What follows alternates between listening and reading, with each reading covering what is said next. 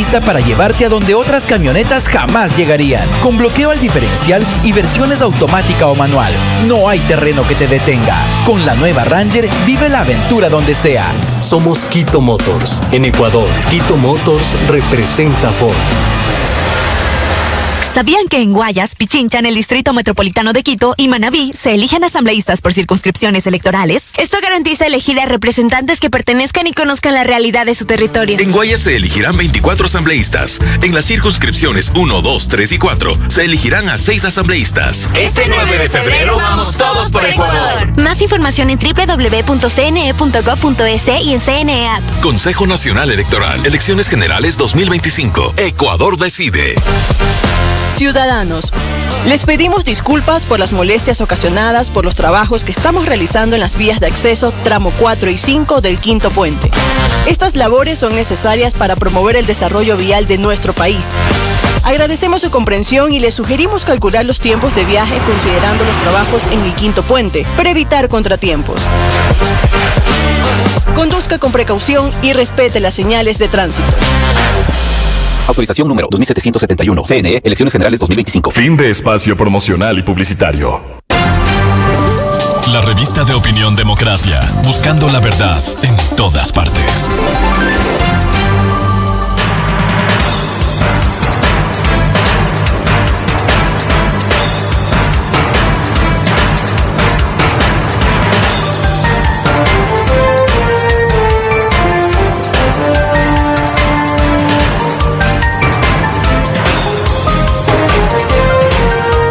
Siete 16 minutos en el territorio continental ecuatoriano, buscando la verdad y abogando por la unidad nacional en pro de la paz y la seguridad en el Ecuador. Queremos dar la bienvenida a los siguientes invitados de la revista de Opinión Democracia: el doctor Arturo Moscoso, director de la Escuela de Ciencias Políticas y Relaciones Internacionales de la Universidad Internacional del Ecuador, UID; el doctor César Ulloa, politólogo; y el doctor Jaime Costales, académico, catedrático de la Universidad San Francisco de Quito y analista político también. Les invitamos para hacer un análisis sobre el debate presidencial de este domingo en 2 bloques desde el punto de vista político. Doctor Arturo Moscoso, ¿cómo vio usted el desempeño de los 16 candidatos y si esclarecieron en algo los problemas del país, si pudiera esto contribuir a una decisión de quienes vieron el debate en los 2 bloques? Buen día. Buenos días, Miguel, gracias por la invitación. Un afectuoso saludo a mi querido amigo Jaime y a toda la audiencia, y también a César, que creo que está por conectarse. El debate nos dejó más que nada unas perlas interesantes, carne de meme, pero no mucho más, ¿no? Un formato que no favorece realmente la presentación de ideas concretas, de algún tipo de plan que pudieran tener los candidatos, que tampoco favorece el debate per se, no hubo debate en realidad, ¿no? Los candidatos aprovechaban el poco tiempo que tenían para tratar de promocionarse o para atacar a algún otro candidato, pero no mucho más, ¿no? En el primer bloque creo que se pueden destacar el mismo presidente, ¿no? Que salió indemne del debate, porque no fue víctima de ataques como se preveía al principio, salvo cuando no pudo contestar los nombres de los niños asesinados en Taura. Algo me parece Henry Cucalón. En el segundo bloque creo que la que más llamó la atención fue Andrea González. Interesante su forma de enfrentar el debate, como también atacó a Luisa González, que al contrario estuvo muy deslucida. Bueno, yo siempre he dicho, Luisa González es una muy mala candidata, acartonada, evidentemente no sabe debatir, Pero más allá de eso, Miguel, creo que este debate no moverá realmente las tendencias, ¿no? Tomando en cuenta además que todavía faltan alrededor de 3 semanas para las elecciones. Recordemos que el debate anterior fue a una semana de las elecciones, creo que le dio un poco más de importancia. Y los efectos de este debate se irán diluyendo hasta el día de las elecciones, ¿no? Así que probablemente no haya muchos cambios en las tendencias de intención de voto en estos momentos. Ahora, dentro de los contenidos, doctor Moscoso, por ejemplo, se ha recogido ya en el post-debate cómo el candidato del movimiento indígena, ISA, reconoció un gasto de $200 millones en sus movilizaciones. Entonces, ahí hemos visto reacciones de dónde salió semejante cantidad de dinero que pudiera construirse hospitales, escuelas, universidades, si ese es el caso. Sí, por supuesto, ¿no? En general, creo yo que todos los candidatos deberían explicar bien de dónde salen sus recursos y sus fondos, ¿no? Luisa González también decía que era presidenta de la Revolución Ciudadana, pero igual, ¿no? Como que no queden claros que el presidente de la Revolución Ciudadana tiene un sueldo, pero ¿de dónde sale ese sueldo, no? Entonces, y en general, ¿no? Además se supone que hay límites en el gasto electoral y esos límites lo más probable es que no se respeten, ¿no? Porque además hay poco control del gasto por parte del CNE, que es un organismo que realmente no cumple su función muy a medias, ¿no? Pero sí, evidentemente estas cosas llaman la atención y sobre todo creo que los ciudadanos tenemos que cuestionarnos de eso antes de emitir nuestro voto en las próximas elecciones, ¿no? Bienvenido al doctor Jaime Costales, analista académico en la Universidad de San Francisco de Quito. ¿Cómo ha visto el debate en 2 bloques? ¿Aportó algo el desempeño de los candidatos? Buen día. Buenos días, un abrazo Miguel y mi tan querido Arturo de la época integralina.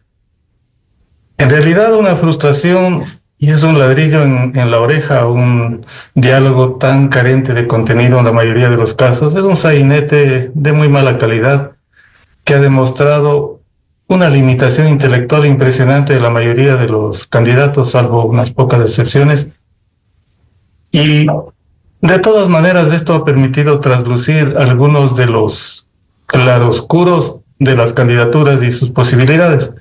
Entonces, como ciudadano y como psicólogo social me siento muy decepcionado de la mayoría de las presentaciones, pero a la vez ha sido importante ver que algunas de las candidaturas se han develado, se han quitado hasta cierto punto el disfraz, lo cual ayudará a que la gente ojalá tenga una capacidad de elección más sensata, más serena, más sabia para evitar que lleguen al poder personas incompetentes y muy peligrosas. Ese sería el balance en general que le podría decir. Y en medio de esto me parece que sí, Andrea González descolló notablemente en comparación con el resto, Andrea González, la candidata que fue vicepresidenciable de Villavicencio la vez pasada, y ahora se notó claramente que tiene un nivel superior de intelecto en comparación al resto, a la mayoría por lo menos, mucha fluidez verbal y una capacidad de respuesta muy inmediata, con mucha chispa incluso, ¿no? Comunica bastante bien. Sin embargo, a la vez me parece que lo que le hace sombra es haberse aliado con Lucio Gutiérrez, que es un personaje descalificado completamente, ¿no? Al que tuvimos que sacarle del poder bajo presión ciudadana por las inconductas de su entreguismo a Bucaram y el golpe de Estado que dio la Corte de Justicia imponiendo la terrible pichicorte, ¿no? De que recordaremos con claridad. Entonces, el balance general me parece a mí, en buena posición Andrea González, al presidente que logró capear el temporal y que también respondió serenamente en la mayoría de los casos, y a un Henry Cucalón que tiene algún argumento que otro bastante claro. Del resto de los candidatos me parecen absolutamente intrascendentes, por decirlo menos. Bueno, doctor Jaime González, ¿y cuáles se han sacado el disfraz? Porque algunos parece que se pusieron el disfraz también para el debate. Sí, y en ese caso hay dos disfrazados evidentes. El que se disfrazó de Bukele, lamentable, o sea, truculento, tragicómico me pareció eso, ¿no? Y no en el debate, pero sí en las propagandas del disfraz de princesita de Luisa González. Y la pregunta es, ¿qué oculta debajo del traje de princesa? Lo que quedó evidente ayer, sobre todo por el embate de Andrea González hacia Luisa González y también de Saquicela hacia Luisa González, quedó evidente que ese traje de princesita encubre a la cúpula corrupta y degradada del socialismo siglo XXI. Y también en ese plano es lamentable que casi nadie haya mencionado el caso de Venezuela y la tragedia que se está viviendo allá bajo ese esquema perverso, patológico de la política que encabeza Maduro y del cual Luisa González y el socialismo siglo XXI del Ecuador, la Revolución Ciudadana, son una sucursal perversa del madurismo. Entonces, esos dos disfraces, podríamos decir, quedaron a la vista. Y el caso del desenmascaramiento de Isa con su discurso tan tradicionalista, tan MPdista, tan fuera de moda, tan violento, que intenta encubrirse como si se hubiera dulcificado. Pero yo creo que Luisa rima con Isa, y eso dice bastante de quién se desenmascararon. Bienvenido al doctor. Por cierto, para recoger esas afirmaciones, incluso algunos tienen vergüenza pública de reconocerlo cuando van a avalar a Maduro y simplemente ni siquiera dicen, sí, fuimos. Por lo menos tienen la decencia de asumir su vinculación con una dictadura, doctor Costales. Así es. Y por eso creo que la gente debe estar muy clara. Aquellos que han sido acólitos silenciosos, fans de Maduro y de Chávez, aquellos que han guardado silencio frente a esos crímenes terribles por los cuales está siendo investigado por la Corte Penal Internacional, que debería además ya sancionar drásticamente a este sujeto. Aquellos que guardan silencio ante las masacres y sobre todo ante ese robo descarado, descomunal de las elecciones, están siendo acólitos y están santificando que se puede hacer esos crímenes de Estado como es el robo de las elecciones. Y entonces también nos están diciendo que aquí serían capaces de hacer lo mismo. Así que la gente debe despertar y salir de ese embobamiento terrible que todavía un sector de la población tiene por ese tipo de dirigentes políticos de la Revolución Ciudadana. Entonces eso también es esclarecedor, mi estimado Miguel. Quienes han acolitado a Maduro y a toda esa criminal forma de gobierno, jamás deben volver al poder en el Ecuador porque le estarían poniendo en esa misma línea de destrucción social, política y económica. Bienvenido al doctor César Ulloa, politólogo académico. ¿Cómo vio usted un primer comentario del debate en dos bloques de los candidatos presidenciales? Buen día. Muchísimas gracias, Miguel. Un cordial saludo a Arturo y lo propio a Jaime y a la audiencia también. Bueno, yo creo que ayer el debate nos demostró que quienes puntean las encuestas no fueron en ningún momento protagonistas. O sea, a mí me dio la sensación que tanto en el primer bloque como el segundo, ni el candidato presidente ni la candidata a la Revolución Ciudadana pudieron estar a la altura de lo que las encuestas dicen.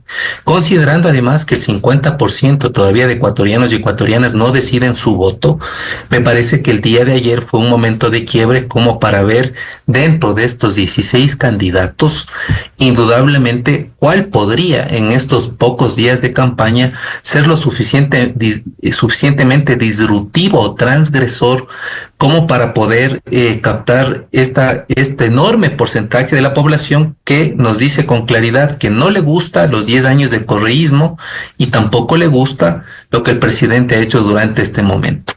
Creo que ayer fue un debate donde hubo muchas ausencias. Una de las cosas importantes que yo ayer extrañé, tanto en las preguntas como en las propuestas de los candidatos, es cuál va a ser la gobernabilidad, porque a todos se les pasó por alto la relación con la Asamblea, tomando en cuenta que la Asamblea es la primera función del Estado, y por otro lado tampoco hubo una respuesta en cuanto a una gobernanza multinivel, es decir, cuál es la relación del Ejecutivo con los gobiernos autónomos descentralizados. Da la sensación que por este hiperpresidencialismo que está consagrado en la Constitución, el primer mandatario es el jefe de todo, y yo creo que no es así. Me parece que esa es una ausencia muy seria de ayer, tanto en el planteamiento de las preguntas como en el planteamiento de las propuestas.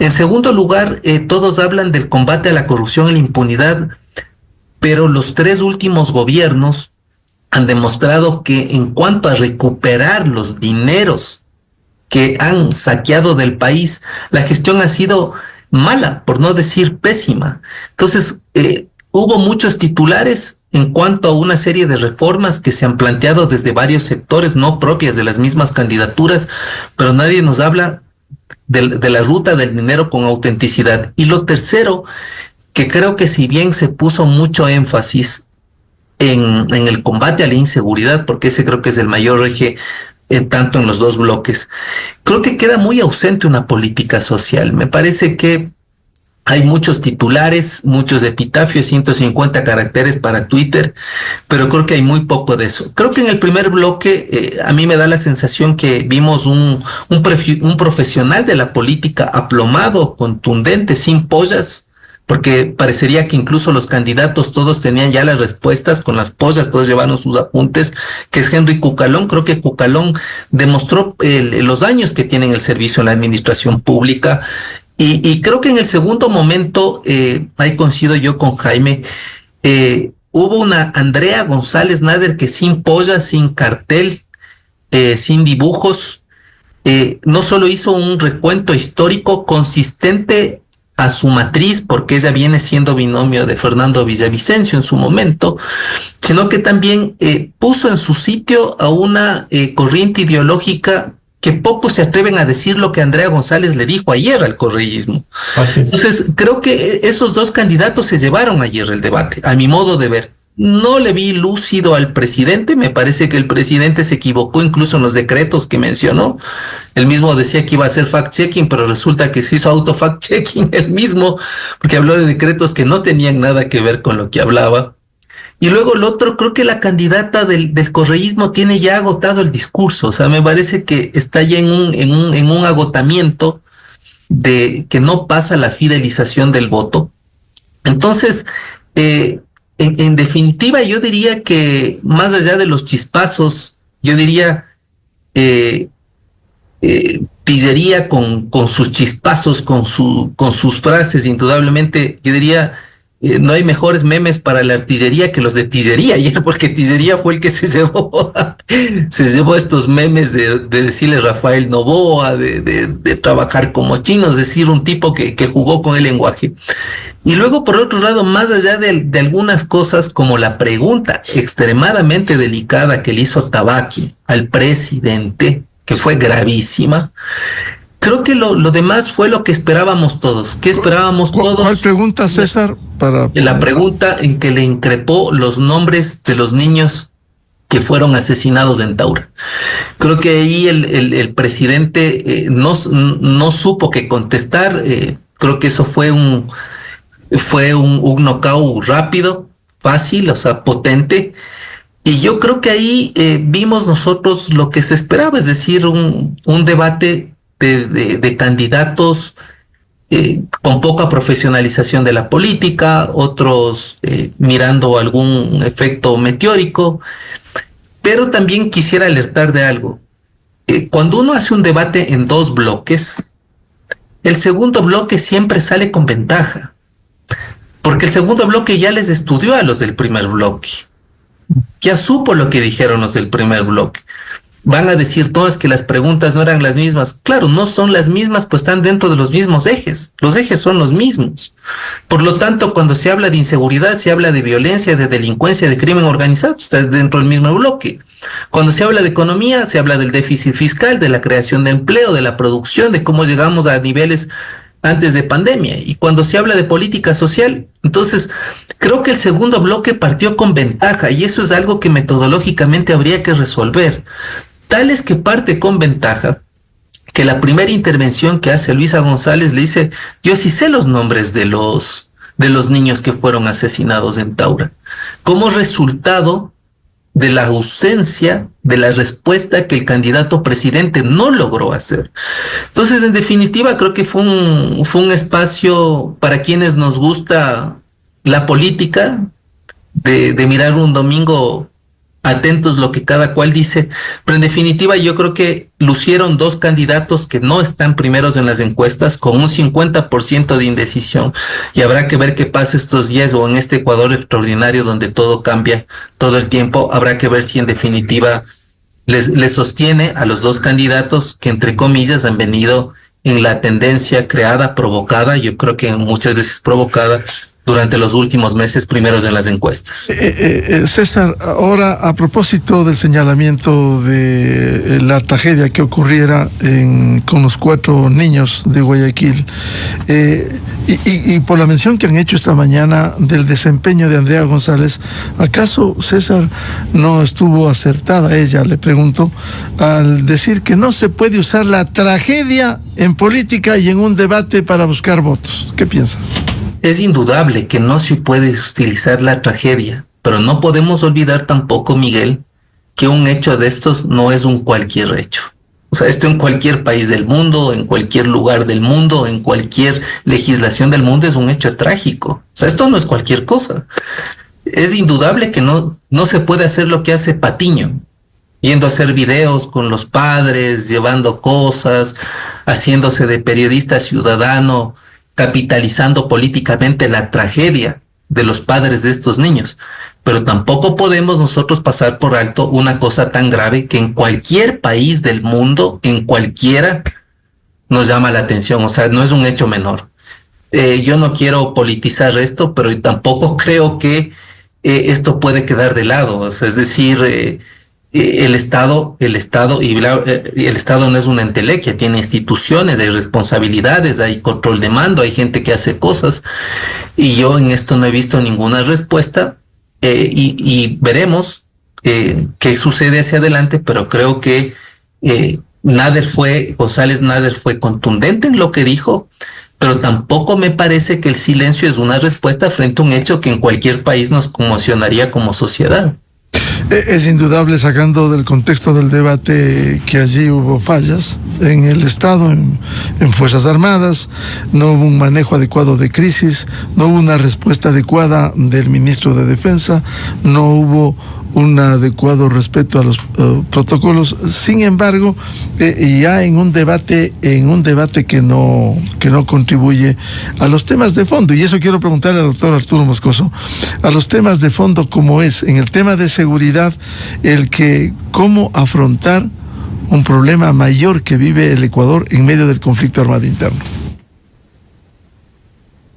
Bueno, el tema de la seguridad tiene algunos ejes, Miguel, que van desde políticas de muy corto plazo hasta políticas de muy largo plazo, ¿no? Y que tienen que combinarse para lograr una efectividad, pero que frente en el formato del debate, pues no permite un desarrollo muy extenso de qué se plantean en esos temas, ¿no? Así pues no vimos ahí más que guiños a ciertas políticas de mano dura, ¿no? Que están muy de moda ahora, con incluso un imitador de Bukele, además de muy baja calidad, ¿no? Y que pues empieza un discurso pues o sea, absurdos, como el tema de quitaremos los derechos de los delincuentes o nos retiraremos de los acuerdos internacionales sobre derechos humanos y cosas de ese tipo, ¿no? Que a la final también son impracticables, ¿no? Pero que le dejan a la gente ese mensaje de que hay alguien que quiere aplicar mano dura, o la pena de muerte también. Se habló mucho de la pena de muerte, se habló mucho de la cadena perpetua, cosas que a la larga no inciden directamente en el tema de la inseguridad y de la violencia, ¿no? Esos temas tienen que, como decía al principio, tratarse con políticas, varias políticas, ¿no?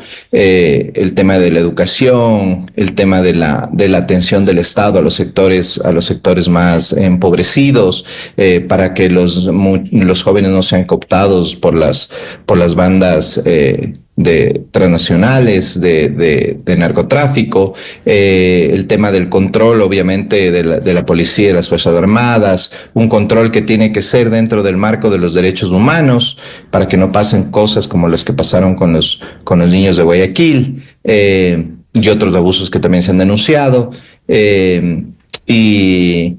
el tema de trabajar con otros países de la mano porque el crimen transnacional se tiene que también combatir transnacionalmente, y otra serie de cuestiones, Miguel, que claro, dado el formato del debate, son difíciles de plantear y de ahondar en eso, ¿no? De cualquier manera, doctor Moscoso, ¿cree usted que en lo político pudo haber contribuido el debate para el esclarecimiento, para la definición, cuando hay un gran porcentaje de indecisos aún? No, Miguel. Como decía en mi primera intervención, yo no creo que este debate cambie mucho las tendencias de voto. Quizá algo logre capitalizar a Andrea González, quizá algo logre capitalizar a Henry Cucalón, quizá entre los que van del tercero para abajo haya ciertos cambios, tomando en cuenta que sus diferencias son mínimas, ¿no? Pero los dos, es que, Miguel, hay que tomar en cuenta que el nivel de indecisos no es que porque hay un alto porcentaje de indecisos, todos esos indecisos de pronto van a decidirse por un candidato en particular, ¿no? Los indecisos siempre se distribuyen entre las candidaturas y sobre todo van hacia las candidaturas que están encabezando las intenciones de voto, ¿no? Entonces lo más probable es que los indecisos que tenemos vayan hacia las candidaturas con más opciones de ganar, que son las de González y de Noboa. Porque no hubo en el debate, además, algo que marque realmente una diferencia, ¿no? Nosotros, los tres que estamos aquí, y tú también, Miguel, estamos tratando así de un poco de separar la paja del trigo en el debate, ¿no? Pero haciendo un esfuerzo dentro de un debate que fue más bien, o un par de debates que fueron más bien bastante anódinos y sin mucho condumio, ¿no? Salvo estas participaciones que hemos señalado. Y peor aún cuando, como decía también antes, falta aún mucho tiempo para las elecciones, ¿no? Entonces es muy poco probable, Miguel, que esto altere de alguna forma, al menos en los dos primeros lugares, la intención de voto, ¿no? Quizá, como decía, haya cambios entre los que van a la saga, pero tampoco van a ser relevantes ya en el caso de pasar a una segunda vuelta, ¿no? El doctor Moscoso, igual que hemos hablado de algunos candidatos, el aporte, como ya se mencionó, de la participación del candidato Leonidas Issa por el movimiento indígena, con incluso anuncios de lo que ha costado las manifestaciones.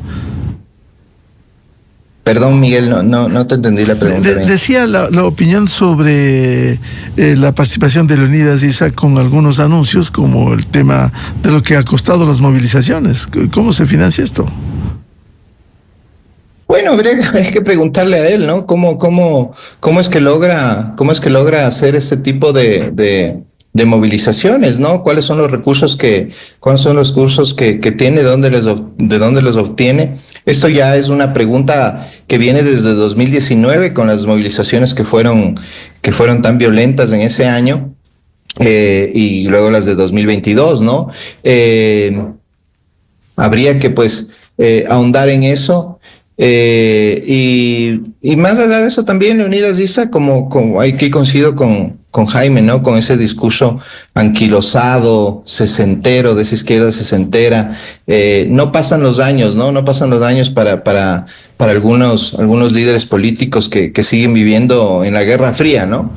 Y que no son incapaces de modernizar ese discurso, de darle un nuevo rumbo, ¿no? Y que siguen en esa confrontación de clases típica de la Guerra Fría de los años 60, ¿no? Doctor Jaime Costales, ¿cree usted que hubo un aporte como para decidir entre los indecisos el voto? Porque quienes ya tienen una posición asumida fueron a ver el debate ya en condiciones definidas. En primer lugar, lo más urgente y necesario en tener claro como ciudadanos es que hay que evitar el mayor peligro y la potencial tragedia que significaría un triunfo del correísmo. Entonces, a la luz de esa necesidad de frenar radicalmente al correísmo, habrá que apuntalar a la candidatura que tenga más posibilidades de ganar.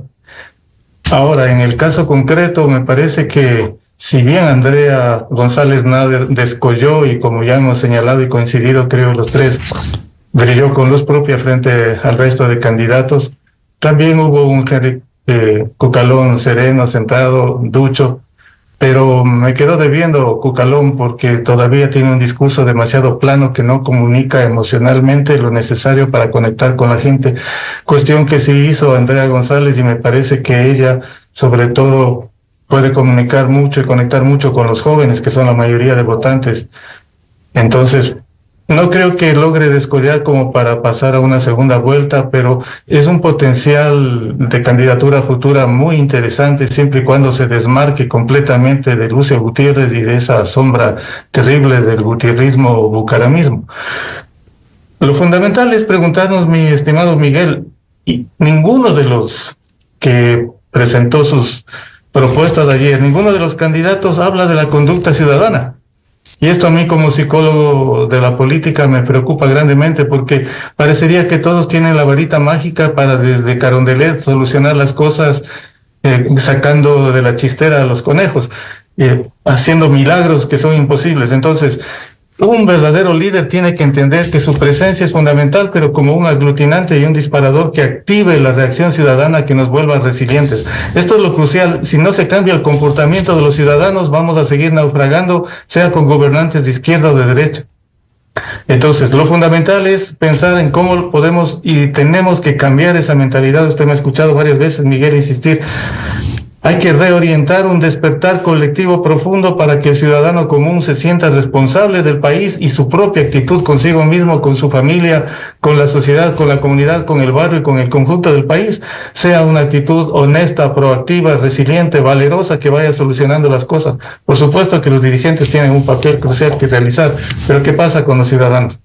Y por otro lado hay que insistir, Miguel, a la gente que nos dice que hay que ver qué pasa con Luisa, que no es lo mismo que Correa y cosas de esas, ¿no? Esos argumentos torpes que nos dicen.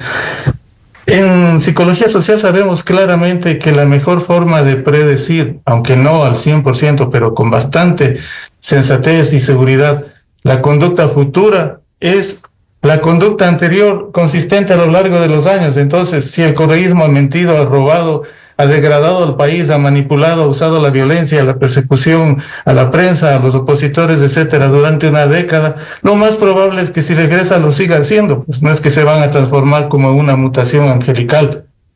Y eso debemos tener sumamente claro. Entonces, lo crucial es que se le derrote al correísmo y lo demás podemos ir rearmando paulatinamente una reconstrucción de la conciencia colectiva y de la participación de los ciudadanos en la política. Eso tenemos que esclarecer porque al contrario nos podemos perder en detalles que no son verdaderamente trascendentes frente al enorme peligro que implicaría el retorno de un socialismo siglo XXI que además es una mafia internacional que ha destruido gran parte de Latinoamérica, como ya sucedió en Venezuela y sigue sucediendo, como sucede en Nicaragua, como sucede en Cuba y como sucedió en Argentina con el kirchnerismo. Entonces, tenemos que entender por responsabilidad con nosotros mismos individualmente, con nuestros hijos y nuestra familia, con la comunidad y con el país en su conjunto, que un deber ciudadano es evitar el retorno al correísmo y que votar por el correísmo sería un acto de traición a uno mismo, a la familia, al país y a la comunidad.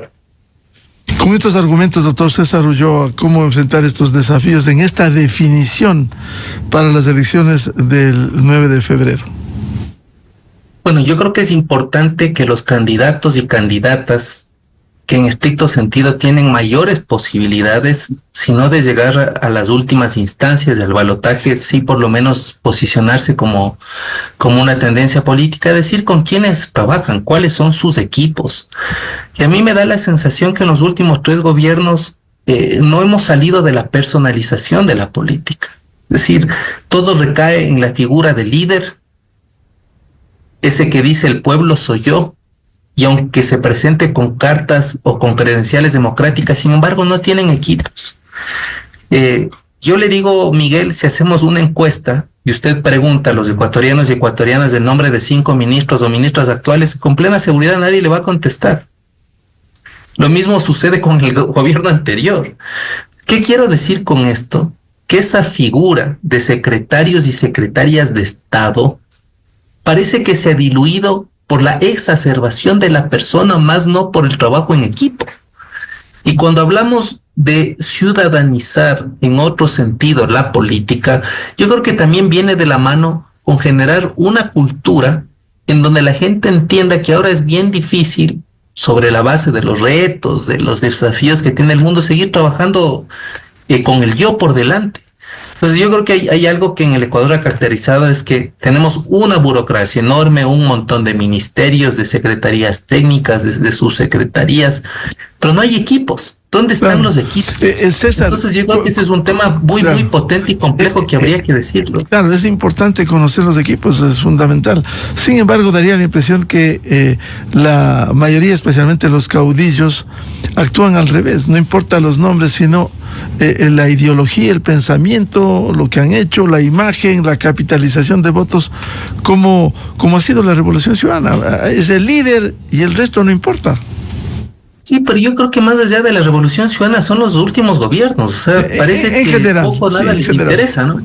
Parece que poco nada les interesa tener un gabinete técnico, ético, eficiente, porque además el manejo del Estado no solo se define firmando decretos, creo que es una ejecución, por eso es ejecutivo. Y yo creo que en estos días lo que esperaríamos de los candidatos, de las candidatas, es que nos digan por lo menos quiénes les van a asesorar, porque ahí vemos que el correísmo está colado con los unos, con los otros, y parecería que el correísmo está en todas partes. Parecería que el correísmo soy yo, más o menos, y están asesorando en todos los lugares. Entonces, yo creo que estos días valdría la pena exigir quiénes son los equipos, bueno, finalmente cómo se va a desentrañar los problemas que el país tiene. Creo que en el debate todos se preparan para ser expertos en cuanto a responder las preguntas en un determinado tiempo, pero creo que debemos nosotros exigir esa experticia en cuanto a los cómo, es decir, al manejo del presupuesto, de equipos, de cronogramas, de objetivos, de alianzas, en lo que va a ser los gobiernos. Creo que el debate es un ejercicio interesante para ver la retórica, el lenguaje gestual, si hay alguna propuesta alternativa, disruptiva, pero yo creo que el acto del gobierno, la gestión, la administración de los recursos es una cosa distinta. Y ahí viene mi preocupación, Miguel. Cuando vemos tantos candidatos y algunos que, por cierto, aparecen semanas antes de inscripción de las candidaturas, ¿dónde está la experiencia en el sector público? ¿Dónde está la experiencia en haber manejado algo del Estado?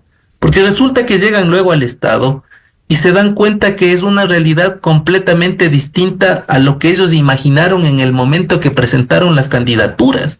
Entonces creo que es un momento también de revalorar lo que significa administrar los recursos del Estado, tener una burocracia eficiente, profesional, pero sobre todo también tener la claridad de lo que ningún candidato o candidata dijo, más allá de los que hemos nombrado que tuvieron momentos de lucidez. Yo hubiese querido escuchar ayer en el debate hacia dónde nos llevan como país los candidatos. Es decir, al finalizar mis 4 años, estos son mis objetivos. Al finalizar mis 4 años, acá le quiero llevar al Ecuador. Al finalizar mis 4 años, este va a ser el estado de salud del sistema social, de la economía. Y creo que todos son medidas, parches coyunturales, pero yo tengo una ausencia, o por lo menos no he escuchado en los candidatos, más allá del eslogan, de decir, este es el Ecuador que yo visualizo a 4 años y por eso pido el voto a las personas. Creo que eso es algo que yo no sé por qué los asesores en comunicación política no se atreven a decir tanto, pero yo creo que siempre nos quedamos mucho en el cortoplacismo, en la coyuntura, y no en arriesgarnos a plantearnos un país, por lo menos a los 4 años que vienen, Miguel. Claro, esta es cuestión de cuidar los votos y lograr más votos, que es lo que interesa, lastimosamente, y no programas, propuestas, definiciones. Precisamente sobre esa base en lo político, doctor Arturo Moscoso, el país exige definiciones. ¿Qué debiera esperarse luego del debate, en el post-debate, que permita esclarecer si no se lo hizo en el debate? Bueno, lo que debieron ya haber entregado antes, que son sus planes de trabajo, ¿no? Sus planes de trabajo. Concuerdo con César en el tema de quiénes son los equipos con los que van a trabajar, porque eso también es importante. Cuál es la gente que rodea a los candidatos y que incidirá en sus decisiones. Informarse más acerca del uso de recursos, por ejemplo, ¿no? El tema que hablábamos de Leonidas Issa, etcétera, ¿no? Pero lamentablemente esto no es objeto de la comunicación que ejercen los candidatos, ¿no? Los candidatos ahora, sobre todo, tienen que salir con mensajes cortos, con mensajes que puedan difundirse rápidamente, hacerse virales. Por eso ahora todos quieren tener TikTok, y es a través de eso en que se pretende llegar sobre todo a las generaciones más jóvenes, y se deja de lado un poco esta profundidad en el mensaje que también se requiere, ¿no? Y que pues nos deja a los ciudadanos con un desconocimiento profundo sobre lo que representa cada candidato, ¿no? A esto debe sumarse, Miguel, el tema de que no contamos con verdaderos partidos políticos que tengan una ideología o que tengan un programa. Tenemos candidatos que saltan de partido en partido dependiendo de la elección, que no tienen la obligatoriedad de ser afiliados al partido político que los auspicia. Entonces tenemos una personalización absoluta de la política, una atomización en las representaciones, una polarización, y todo esto incide pues en que terminemos los ciudadanos decantándonos por el candidato más conocido o más conocida, y que un poco haya llegado mejor con ese mensaje superficial, ¿no? Doctor Jaime Costales, ¿cómo debiera definirse esto luego del debate en condiciones en donde el país requiere claridad de las propuestas especialmente? No solo depende de los candidatos, depende de la conciencia ciudadana. Entonces, cada uno de nosotros tiene que asumir con claridad cuáles son los mayores riesgos y evitarlos con sabiduría, con valentía, con coraje, y poder comunicar y persuadir a los del entorno familiar, amigos, alumnos, vecinos, etcétera, para que tomen en cuenta que es asunto de sobrevivencia de la democracia, que si se vota sin ton ni son, ponemos en riesgo el país en manos de autoritarismos venales y corruptos que ya le han desposado en gran parte a esta nación y a muchas de Latinoamérica, como he mencionado. Entonces, esto también es fundamental, que tanto la prensa como el ciudadano común vaya horadando y profundizando en la reflexión y en la persuasión serena, convincente, para que, como un acto de autoprotección y autodefensa inteligente, estratégicamente evitemos el retorno de quienes ya sabemos que solo llegan al poder para lucrar, para engañar, para perseguir, para mentir y para robar desenmascaradamente, como ha sido el correísmo. Eso es crucial entender, pero a la vez tenemos que ir logrando una transformación acelerada de la conciencia colectiva para que salgamos del sentimiento de inferioridad, de esa impotencia generalizada de la gente que cree que no puede hacer nada por sí misma y está esperando milagros de los dirigentes, y nos convirtamos cada vez más ciudadanos en actores de soluciones para construir el país que soñamos.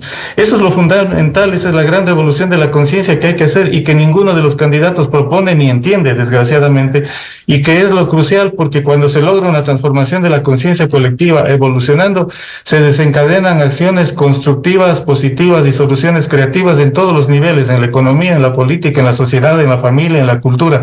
Esa es la gran revolución que nos desafía. Y mira que sí es tan posible que se la puede hacer incluso en condiciones mucho más adversas, mi querido Miguel. María Corina Machado y su movimiento nos dan la pauta y la demostración activa y actual de que con valentía, inteligencia estratégica y amor de patria verdadero se puede hacer una gran transformación de la conciencia colectiva y ganar las elecciones a un gobierno perverso, autoritario y asesino como el de Maduro. Entonces necesitamos gente del nivel de María Corina Machado en el liderazgo que haga una transformación de la conciencia colectiva, no violenta, pacífica, democrática, y que vaya mucho más allá de las propuestas sin ton ni son, baratas y ridículas que hacen la mayoría de candidatos en el Ecuador. Doctor César Ulloa, ¿cómo lograr esta conciencia colectiva para ejercer el voto de la que habla el doctor Jaime Costales? Bueno, yo creo que la conciencia colectiva se logra cuando se habla sin tapujos, cuando se desnuda la realidad tal y como es, tan cruda como se manifiesta. No es menor decir que solo 3 de cada 10 ecuatorianos y ecuatorianas tienen un empleo digno.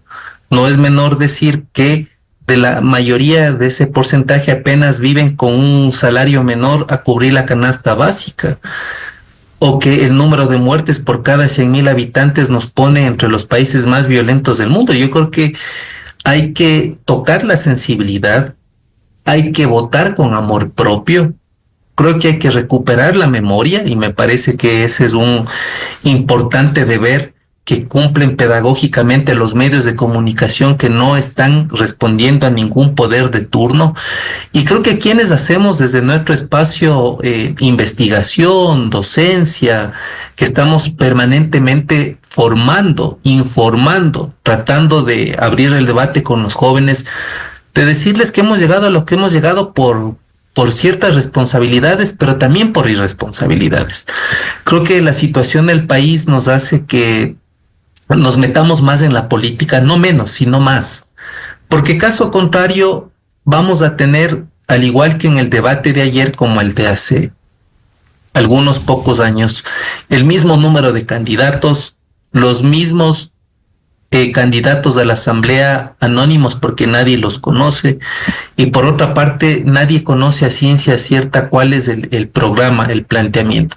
Creo que es un tema de amor propio. Yo estoy convencido que el problema del Ecuador no es el diseño institucional, no son las leyes, creo que el problema del Ecuador parte por un tema de cultura política, es decir, cómo la gente se relaciona con el poder, cómo la gente establece los vínculos para determinado ascenso, cómo la gente trata de tomar tajada de distintas cosas. Y creo que empoderarle al ciudadano es algo que desde los espacios que cada cual hace todos los días debemos hacerlo. Pero creo que es un momento de decirle al país en qué situación estamos. Creo que las cifras pueden ser frías, pueden ser duras, pero las cifras nos permiten no ser demagógicos, es decir, cómo resolvemos el desempleo, cómo resolvemos la inseguridad, cómo resolvemos la desnutrición crónica infantil, cómo resolvemos el embarazo adolescente, cómo resolvemos el hecho de que la segunda causa de muerte en jóvenes es el suicidio, que es una cosa gravísima. Ayer casi nadie habló de la psicología social, nadie habló del estado de ánimo de los ecuatorianos, nadie habló que es uno de los pocos países en donde los jóvenes o quieren migrar o quieren suicidarse, que eso es gravísimo. Entonces yo creo que hay que hablarle a la gente lo que corresponde, e indudablemente hacer espacios de discusión en las casas, en las aulas, con nuestros compañeros, y mirar si efectivamente, por lo menos de las propuestas o de los candidatos que están más cercanos en las encuestas, mirar si es efectivo lo que quieren, lo que nos ofrecen, lo que nos prometen. Y lo otro también me parece importante es que el activismo ciudadano, si se le puede poner en esos términos, en estos últimos días debe ser mucho más contundente en cuanto a impugnar a los candidatos, exigir de los candidatos qué es lo que en definitiva van a hacer, con qué equipo van a hacer, en qué tiempo y con qué recursos. A mí me dio la sensación ayer, Miguel, que es fácil manejar plata ajena. Todo el mundo dice, y voy a manejar el presupuesto y traigo la plata y reperfilo la deuda.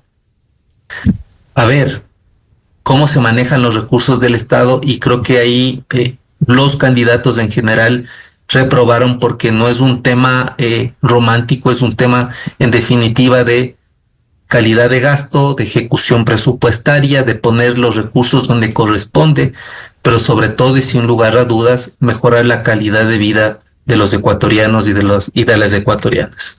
Bien, muchas gracias por estas reflexiones sobre el debate presidencial, especialmente en lo político y los grandes desafíos que tienen los ecuatorianos y los electores de asumir una conciencia colectiva de cara al presente y el futuro del país. Muchas gracias a los académicos y analistas, doctor Arturo Moscoso, de la Universidad Internacional, el doctor Jaime Costales, del psicólogo social y catedrático de la Universidad San Francisco de Quito, y el académico y politólogo doctor César Ulloa. Muchas gracias, muy amables, muy buen día. Muchas gracias. Gracias, un abrazo a todos. Muy buen día. 8:04 en el territorio continental ecuatoriano. Vamos a una pausa y ya volvemos. Tenemos previsto diálogo con el doctor Napoleón Santamaría, experto tributarista, para hablar sobre el debate presidencial en lo económico y tributario, lo que dijeron los candidatos este domingo en el debate. Desde 1984 con Gonzalo Rosero, la revista de opinión democrática.